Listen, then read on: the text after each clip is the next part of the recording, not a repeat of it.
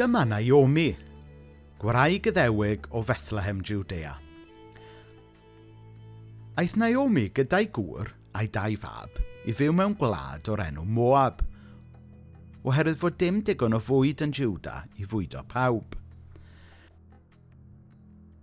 Pan oedden nhw yn Moab, bu farw gŵr Naomi, a phriododd ei meibion 2 wraig o Moab o'r enw Orpa a Ruth.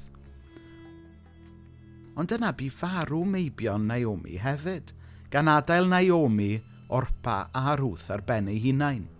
Clywodd Naomi fod Duw wedi bendithio i bobl yn Jwda drwy gael cnydau da i gael bwyd eto.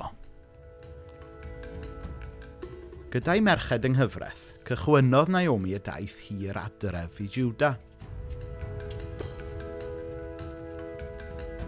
Aros funud, ar y ffordd, dywedodd Naomi wrth ei merched yng nghyfraith am fynd yn ôl at ei teuluoedd ei hunain. Roedden nhw i gyd yn crio ac mynnodd Ruth a Orpa ei bod am fynd gyda Naomi at ei phobl hi. Ond dywedodd Naomi wrthyn nhw am fynd adref ac ail briodi. Roedden nhw i gyd yn crio eto a throdd Orpa yn ôl am Moab.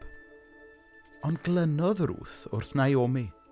I Naomi ddweud wrthi y dylai fynd adref a dilyn Orpa, mynnodd Ruth aros. Paid roi pwysau arna i adael di a throi cefn arna ti.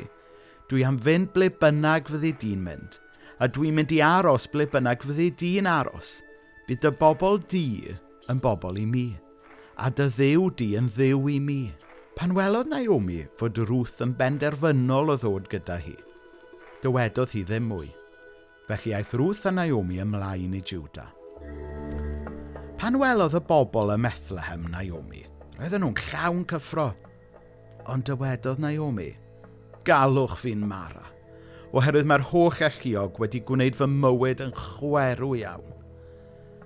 Pan gyrhaeddodd Ruth a Naomi Bethlehem, roedd hi'n dymor y cynheuaf. Aeth Ruth i gasglu yd ar dir dyn o'r enw Boaz. Roedd Boaz yn trin Ruth gyda charedigrwydd ac yn gwneud yn siŵr ei bod hi a Naomi yn cael bwyd o'r caeau. Clywodd Naomi am hyn a dywedodd wrth Ruth fod Boaz yn berthynas agos i'w gŵr ac byddai'n gwneud gŵr da iddi hi.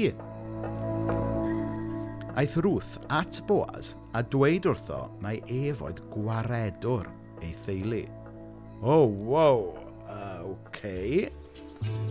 Yna, rhoddodd Boaz drefn ar bethau, mwyn gallu cymryd Ruth yn wraig iddo. Cafodd Ruth a Boaz fab o'r enw Obed, magodd Naomi Obed fel tasai'n fab iddi hi.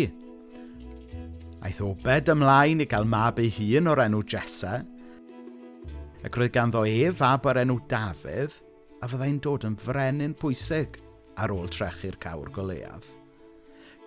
Ganrifoedd wedyn, gan oedd un arall o ddisgynyddion Ruth a Boaz ym Bethlehem, sef neb llai na Iesu Grist ei hun. Helo!